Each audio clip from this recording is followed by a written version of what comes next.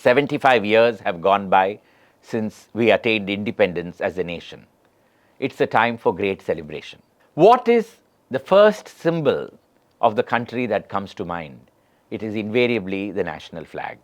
Today's episode, therefore, is dedicated to the history of the Indian flag.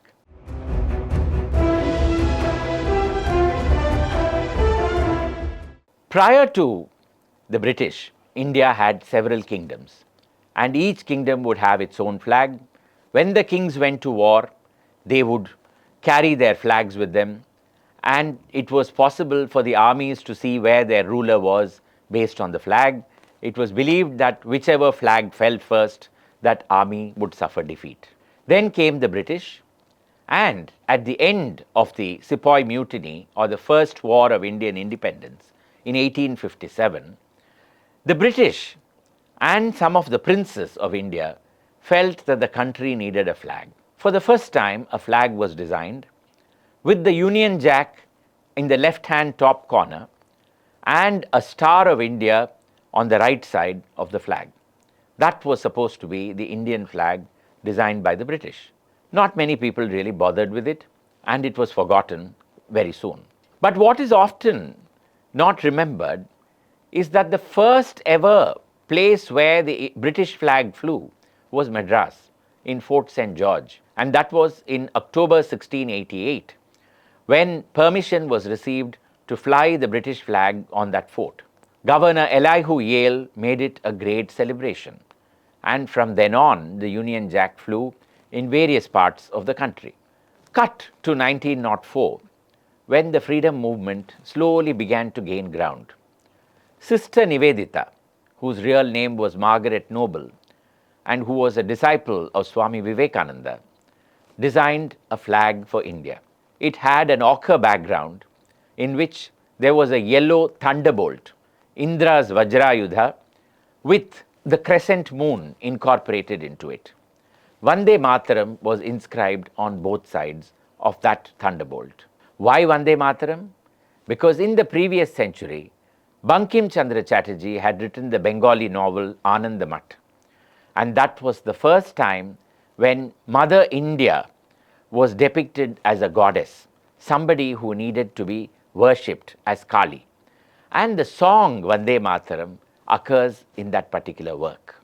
Thereafter, Vande Mataram became the clarion cry for the freedom movement, and therefore Sister Nivedita incorporated it into her flag design. Subramanya Bharati, in his poem Thayin Manikodi Parir, describes the flag, and when you read the verses, you can see that he was clearly inspired by Sister Nivedita's design, because he talks of the Vajrayudha of Indra, and he also speaks of the crescent moon and says that is to bring in the Muslims into the freedom movement. So he was very clearly inspired by that design. In 1905, Bengal was partitioned by Lord Curzon, and there was a great protest. At that time, a new flag was designed, and for the first time we see three colors.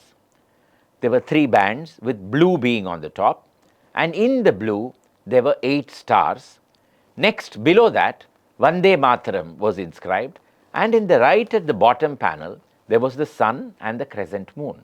The 8 stars were supposed to depict the 8 provinces of British India: Bengal, Bombay, Madras, central provinces which we now recognize as Madhya Pradesh, united provinces which we now know as Uttar Pradesh, the Punjab, the northwest frontier province which is essentially Pakistan, and the northeast frontier agency, NEFA, which is Assam and all the other states on that side.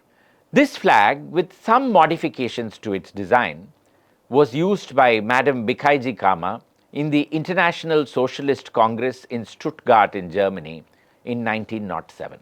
Thereafter, there came about this feeling that we needed to have a proper flag to represent the freedom movement. In 1915, 16, 17, etc., Annie Besant began what was called the Home Rule League.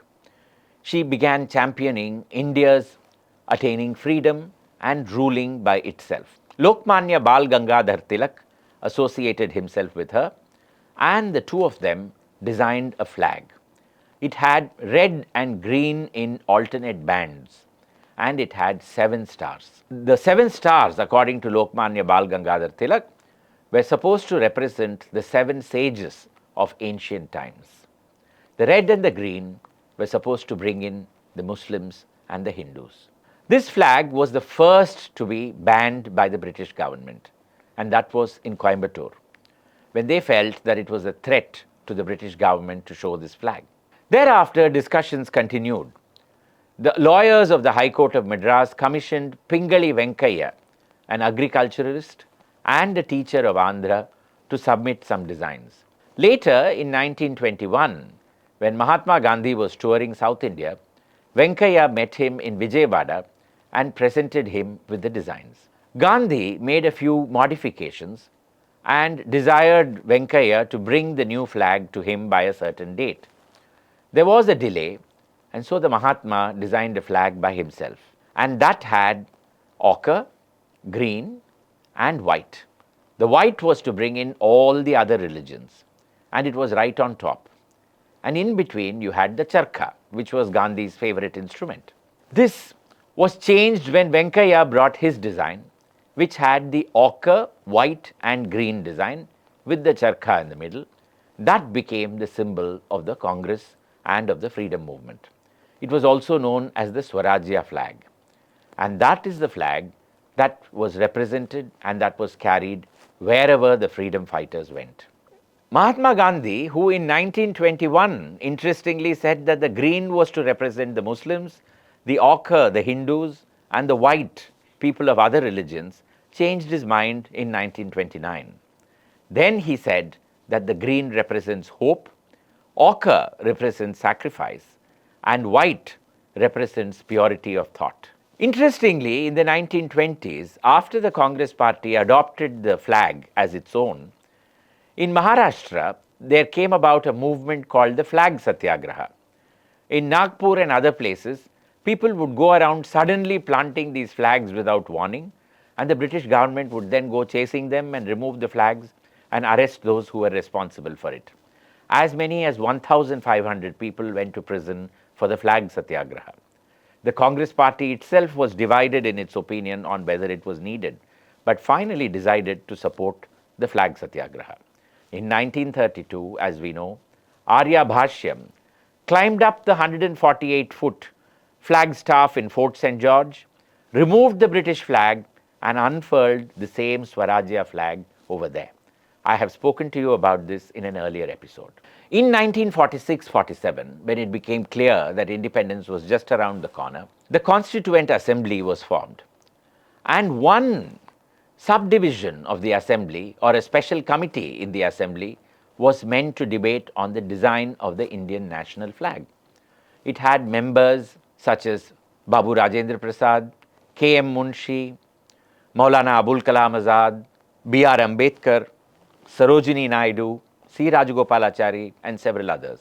Having debated on the design, they finally zeroed in on the Swarajya flag itself with one important change. They removed the charkha and replaced it with the Ashoka Chakra in blue. When given to Pandit Jawaharlal Nehru, he carried it forward to the Constituent Assembly, which approved of it immediately. Thereafter, that became the Indian national flag. It also featured in the first postage stamp that was released following Indian independence. There are certain rules and regulations as to how this flag can be made, and one of it stipulates that it can only be made on khadi cotton or khadi silk, and this is left to the QVIC, Khadi Village Industries Corporation, which selects villages in various parts of India by turn and gives them the exclusive contract to produce these flags.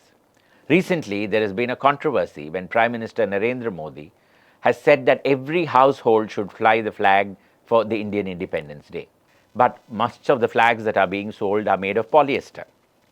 Gadag, the village in Karnataka, which has the contract for the production of the flags, has in fact even said that it was going to boycott the freedom celebrations this particular year.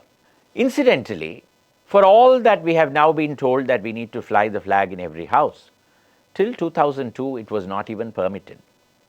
That year, Naveen Jindal came back to India from the United States and, inspired by what he saw in that country, decided to fly the Indian flag on his house. It was immediately confiscated and a case was filed against him. He then filed a public interest litigation asking as to why Indians could not fly the flag in their houses. Thereafter, it was permitted, and that is how today we are allowed to fly the flag in our houses. 75 years. It's amazing. We do have our problems, we do have our challenges, but then which country does not have any? Everybody has them. It deserves a great celebration.